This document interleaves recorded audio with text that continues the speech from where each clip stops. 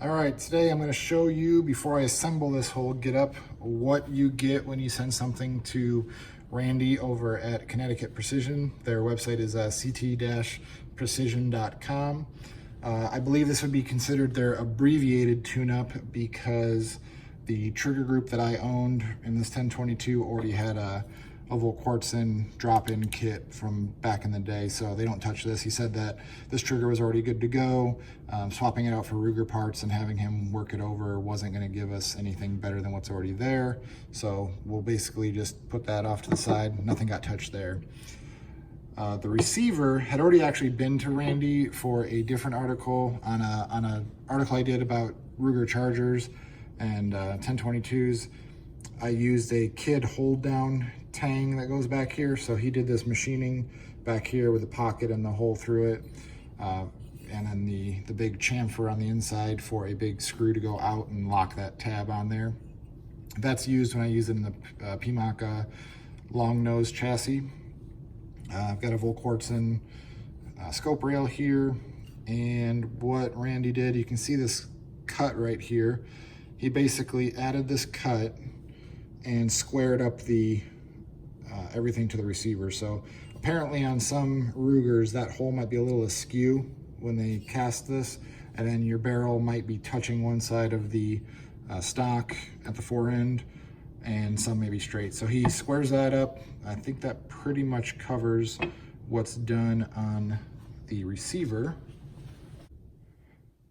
And then moving on to the other parts, so that covered the receiver, we'll put that off to the side. The bolt got worked over. You can see he added some prismatic jeweling here. You used to see this a lot on hot rods, and it's kind of a cool technique.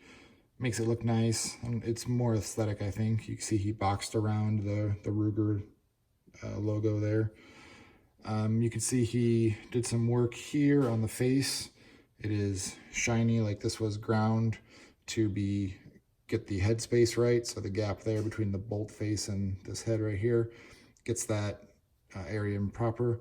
I'm not sure if this is his special extractor. He does custom fit extractors to the bolts. I can't tell if this one's one of them or not. I sent it with a aftermarket extractor already in it, so either way I'm good. The other thing you could see here is there's a pin that goes across this top, capturing the firing pin. So on a factory Ruger bolt that is open, and the firing pin is held back here by this pin, and this firing pin can deviate in this channel vertically as it's firing or as it's working. So you can get some flyers out of that by pinning it down. It locks it in there, keeps a constant flat straight forward motion when it hits the primer. So that should be better for flyers. It looks like there's some machine work up here. I can't quite tell. There's some tooling marks here, so I'm not sure what happened here and here. So I don't know if that's where he holds it or if that's where if there's some machining that happens there. You can see he put a number on here. Must be to keep mine separate from anybody else's that's in the works. Then the bottom of the bolt, I believe it's been radiused. So yeah, this little radius here. I believe it makes it easier to cox, and it hits the hammer on the way back a little different. I don't remember these tooling marks being there on the front side. It's just kind of cosmetic. You don't feel bad. It just kind of looks different. But that must be something where he's stoning this flat maybe or something and then expose those. I'm not really sure there. And then it kind of looks like the firing pin has been a little bit of work done on the front of the firing pin, probably to make sure it doesn't protrude after he cleans up that breech face. I'm not really positive, but it does look a little bit different, like it might have been touched along the way. But other than that, that should cover the bolt. Hopefully that makes it cycle better, extract nicer, less flyers, all that. The rear pin that I sent in a factory pin with it. He sends it back with this kind of buffer material. It feels like a plastic or a phenolic material. Not sure what it's made out of exactly, but hopefully that'll be a little bit quieter with the suppressor on it, with the bolt slapping on it. And this one is a hunch. I believe these pins were black all the way through when I sent them.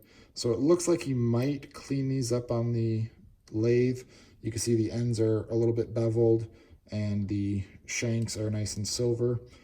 I did kind of notice that these go, when you have the trigger group and in the receiver, these fit nicer and they don't drop out. Like before, I believe you can just flip it on its side and they'll kind of slip out.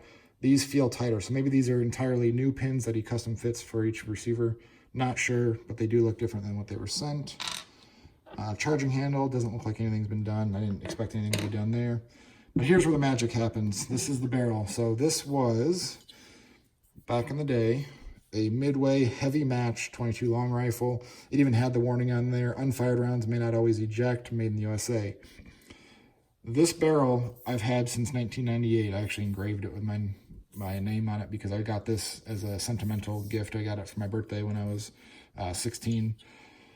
I had it for a long time. It shot fine, shot good. It always had a little bit of issues extracting. Felt like the chamber was pretty tight on it.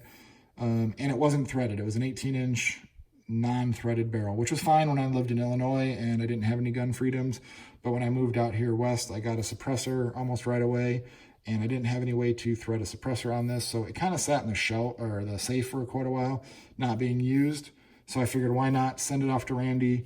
He makes this custom thread protector, and then he cut it back, threaded it for a suppressor, and did a little crown job on there. I actually do like when this thread protector is installed. It kind of gives it a cool crown underneath there. Kind of nice recessed crown, so hopefully it protects it a little bit more. It's not fully blended. You can see the line there, but you at least you know it's a thread protector on there. Working our way back here to the chamber area, this is where all of his kind of magic happens. The first giveaway something is different here is the spacer and the V-block notch. Basically, he cuts this back, recuts this to be square to the cut he did in the receiver, rechambers it, cleans up the breech face. I believe he has to mess with this extractor slot to true it back up. And then when he does all that, if he didn't do anything else to this, the clamp wouldn't put any tension on it because it wouldn't be grabbing. This would be set back further. So he adds this clamp to it, or spacer in the clamp, so that should be get tension again. I don't know exactly how much he took off of it because I don't know which end came from which, but you can see right here where the US is on there. It used to say USA, so obviously a letter worth there. And then where my name was engraved, there was more headspace on the left of it. So obviously we know there, obviously it should be just this dimension that was added or taken off. So obviously if you had to add this much, you had to take that much off there. And I believe this was 18 inches. It might have been 20 when I started. I can't really remember exactly what length the barrel was. I think it was 18, maybe it was 20. But I believe right now, tip to tail, is about 17 3/4 overall. So we took a little bit on this end, a little bit on that end.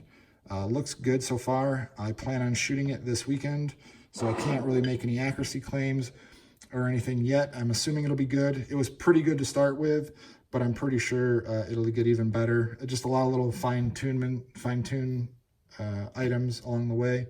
I think will give it a nice improvement overall. So that's what you get when you send it off for an abbreviated tune-up from Randy over at ctprecision.com. That's CT, like Charlie Tango, hyphen or dash precision.com.